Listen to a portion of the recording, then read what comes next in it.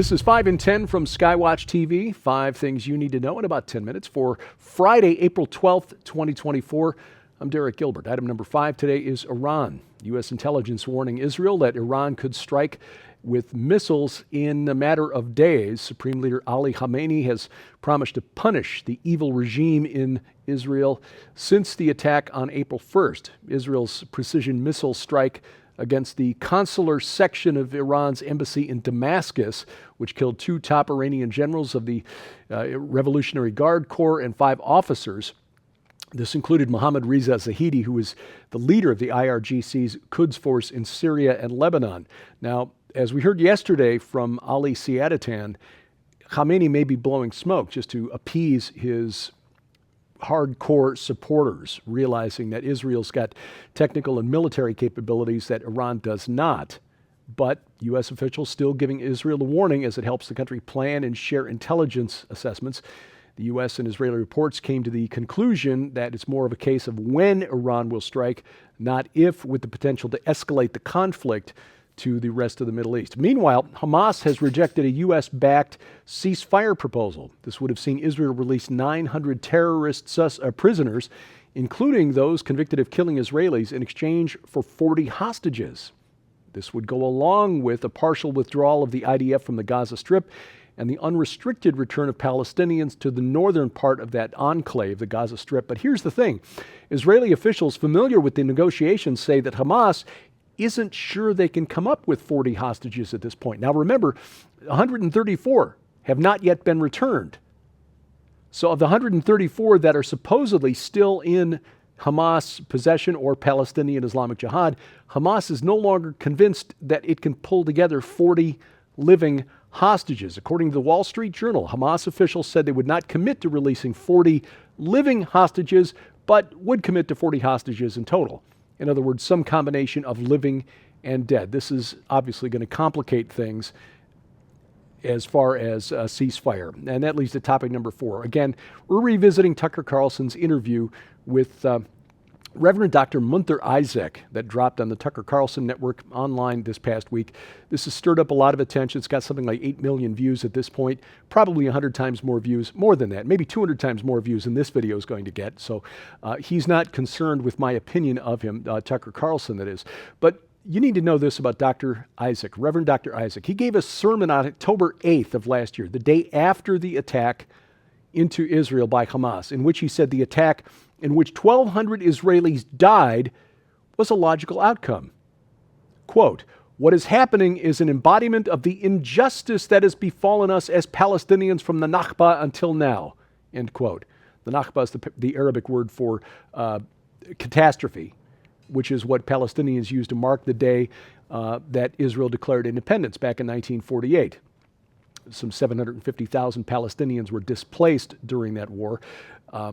And here we are more than 75 years later. There's still many of them living in refugee camps. How can you be 8 decades as a refugee? I digress. Anyway, Reverend Dr. Isaac is the organizer of the Christ at the Checkpoint conferences. There isn't time to go into a detailed breakdown of what they teach there, but in a nutshell, the speakers of these conferences are a gathering of anti-Semites spreading a distorted and inaccurate view of history and theology. They're very critical of the Hebrew Scriptures, Judaism, Zionism, Christians who support Israel, but they are silent on the Quran and the teachings of Muhammad and the 14th century history of Islam's war with basically the rest of the world. The irony here is that Dr. Isaac pastors a church in Bethlehem, where right after Israel's independence, 70% of the population of Bethlehem was Christian. Today, it's less than 12%. And according to the Christian charity Open Doors, that rapid decline in Bethlehem is not due to Jewish persecution, it's due to Islamic oppression.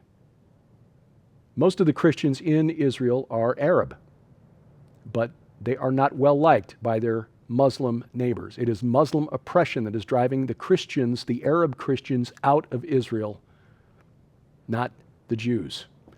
In fact, you wouldn't know that, of course, from the interview that Tucker Carlson dropped this week. In 2019, then British Foreign Secretary Jeremy Hunt published a report that found the number of Christians in the Middle East has dwindled from 20% of the population a century ago 20% of the people living in the Middle East were Christian 100 years ago. Today it's less than 5%, and in the Palestinian Arab territories, it's below 1.5%. And again, it's not due to Jewish persecution, it is Muslim oppression that is driving them out. Topic number 3, losing control of the border.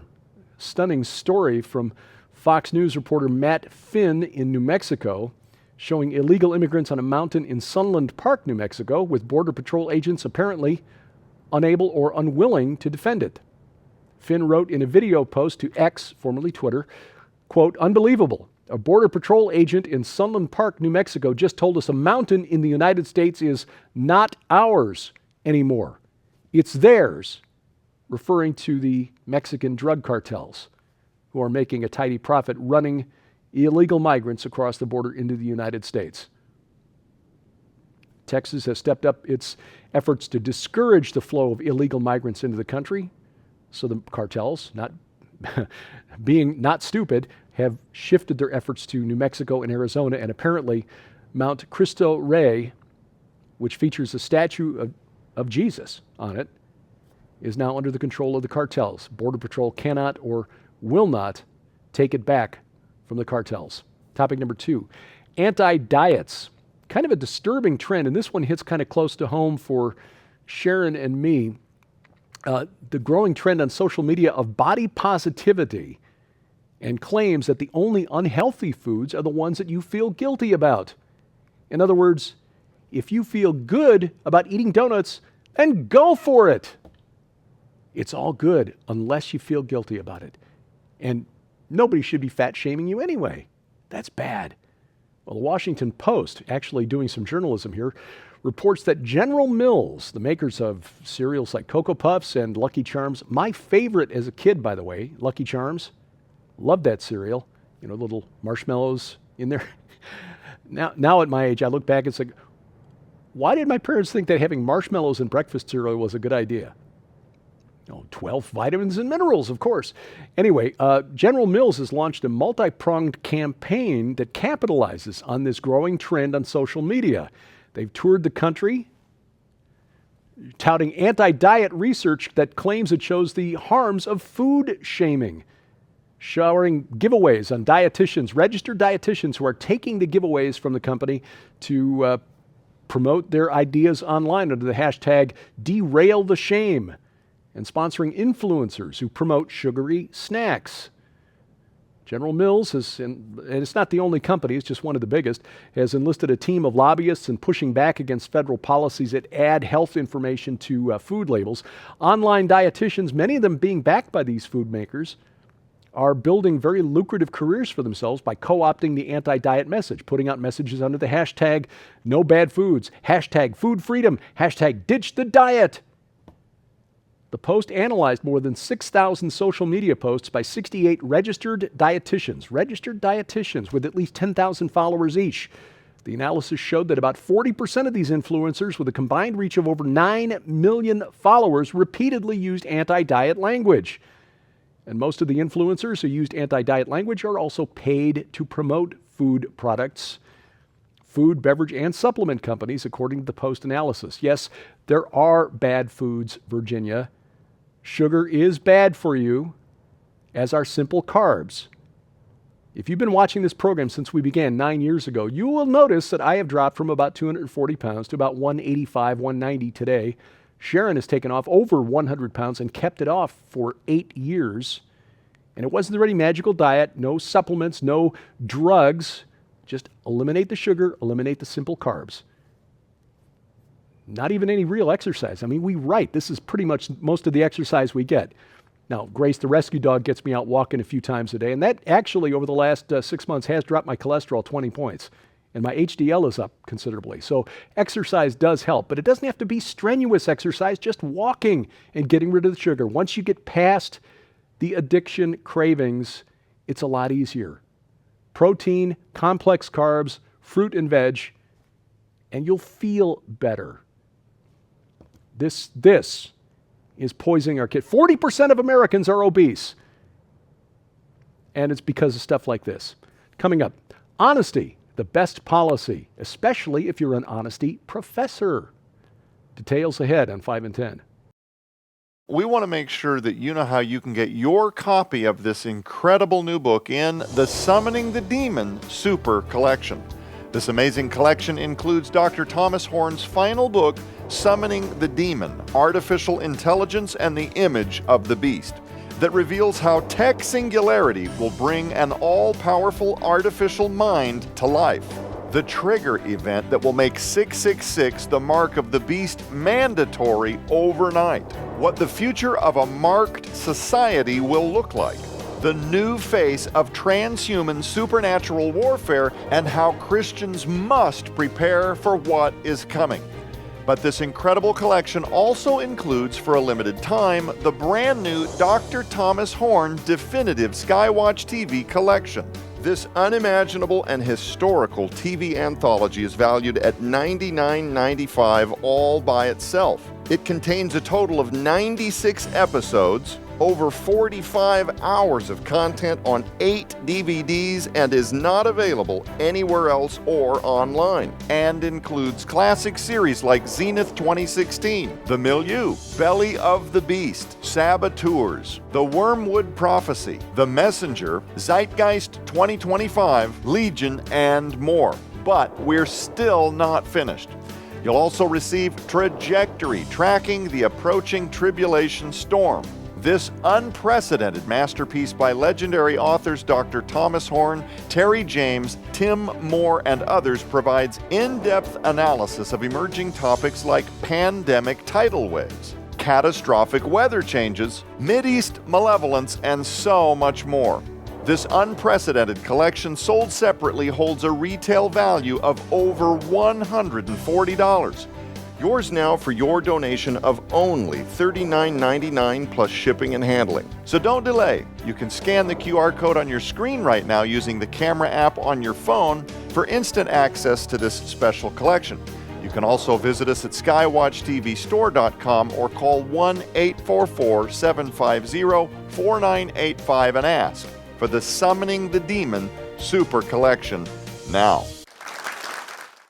Item number 1 today, the old saying, honesty is the best policy, especially true when you are a professor of honesty. Harvard University honesty researcher Francesca Gino has come under fire for suspected data falsification, now under fire for plagiarizing passages in some of her publications. A book chapter she co-authored, who was found by a 2023 Harvard Business School investigation to have committed research misconduct, in other words, fudging her data. Apparently, this book chapter contains numerous passages of text with striking similarities to 10 earlier sources. That's called plagiarism. Now, to be fair, honesty researcher means somebody who actually researches how and why people make decisions, including when to lie. But I would suggest that if you are a professor who researches honesty, that maybe being honest about your research and not plagiarizing would be a good idea. If it's out in the public sphere, your lies will be found out. And of course, as Christians, we understand that someday we're going to have to answer to the objective, omniscient, omnipotent judge of the universe. So it's just a good policy all the way around. Skywatch TV's Defender Conference, the virtual conference, Confronting the Darkness, still on, still available, and you still get 90 days access from the moment you sign up. Take advantage of this opportunity. 24 cutting-edge presenters, including the last Skywatch TV presentation by Dr. Tom Horn, and as a free bonus, all 6 Skywatch Films documentaries available at defenderconference.com, defenderconference.com. This week on Skywatch TV, the use of artificial intelligence and deep fakes to give life to the image of the beast. Joe Artis Horn, hosting the program, but also co-author of the new book, Summoning the Demon, talks about this. It is jaw-dropping stuff. You don't want to miss it. You can watch this program and all of our programs, actually, at skywatchtv.com. All of our video content is always there. You can also catch it at Roku or Apple TV. If you watch over the air on one of our partner Christian networks, our broadcast schedule is posted at skywatchtv.com/channels. You can also catch it right now at Rumble, rumble.com/skywatchtv, or better yet, our mobile app, which brings all of our video content right into your smartphone or tablet, whether it's iOS or Android. even Amazon Kindle Fire phones and tablets. We've got links to those app stores at skywatchtv.com/app. Next month, just a few weeks away, Sharon and I planning to head to Israel, our solidarity mission with the people of Israel, to actually see with our own eyes what's going on the ground there and bring you news back. You can join us. This will be a small gathering, at most a couple dozen people. Still time to sign up as you might expect, travel to Israel is at a very low ebb at the moment. You can find out more. Our itinerary is posted at our website, gilberthouse.org/travel, gilberthouse.org/travel, and we pray we see you in the Holy Land. Thank you for watching as we keep watch, and have a blessed weekend. I'm Derek Gilbert, and this is 5 in 10 from Skywatch TV.